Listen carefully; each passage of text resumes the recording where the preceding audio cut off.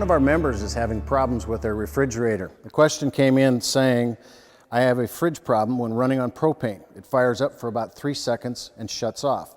I replaced the thermocoupler and the same thing kept occurring. I heard about maybe the flue. I also blew all the particles out with an air can and the problem is still going. Any suggestions? Well, the first thing, I am wondering what type of thermocouple he replaced.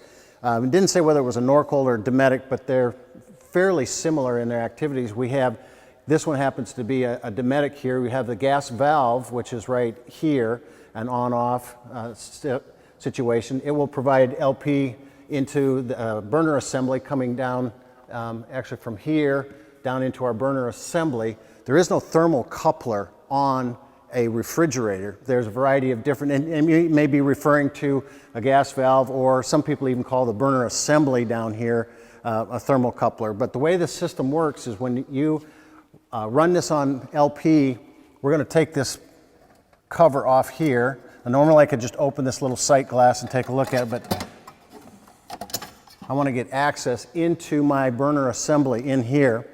And what I'm going to do is, I always carry this handy little flashlight that I can get in and take a look at it. The LP gas will come into here. We have a spark igniter, which is right here, this ceramic piece with a little probe on the backside. And underneath that is our burner assembly, where we're going to have the gas with air mixture come up through there. And it just sparks, tick, tick, tick, and it lights. And what this will do is it will light for a few seconds. And if it doesn't sense a flame, it'll shut itself off.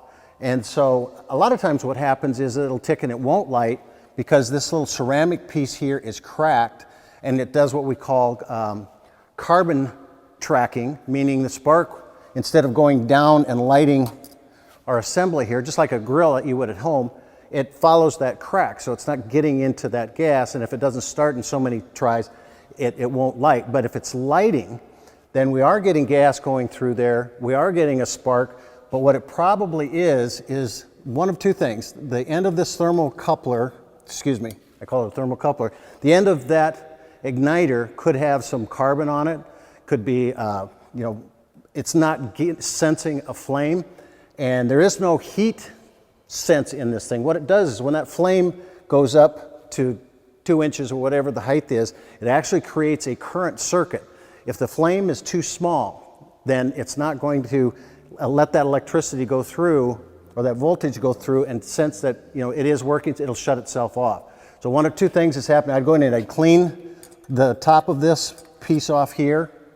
Take a look at your flame. It should be a nice dark blue flame with a light blue tip. If it's jumping around or it's yellowish or orangish, then we have an issue with the actual flame.